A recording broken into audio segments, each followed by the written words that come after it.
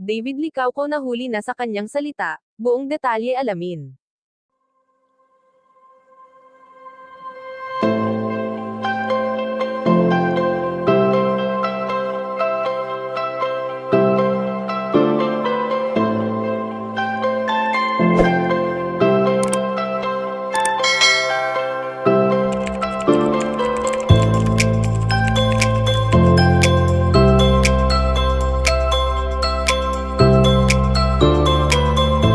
Alam naman natin kung gaano pinaglalaanan ng pansin ng tambalang barda na sina Barbie Forteza at David Licauco ang kani-kanilang mga trabaho na hindi palagi sila ang magkasama.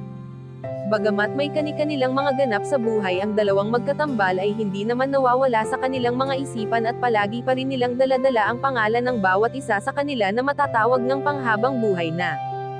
Hindi naman lingid sa ating kaalaman kung gaano ka-close ngayon ang pambansang ginoo sa kanyang binibini na si Barbie Forteza, kaya naman marami ang nagnanais na sana ay magkaroon na muli sila ng teleserye na ating palaging inaabangan.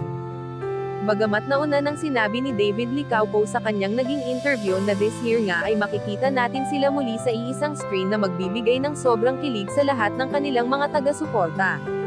Subalit sa ngayon nga ay ayon sa aming impormasyon na nakalap na nahuli na mismo sa bibig ni David Licauco ang salitang, namimiss niya ang kanyang binibini gayong nasanay siya na palagi silang magkasama.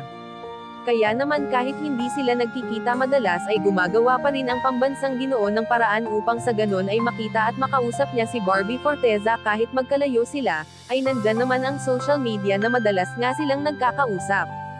Kayo mga kachika, anong masasabi nyo dito? Please leave the comment and don't forget to subscribe.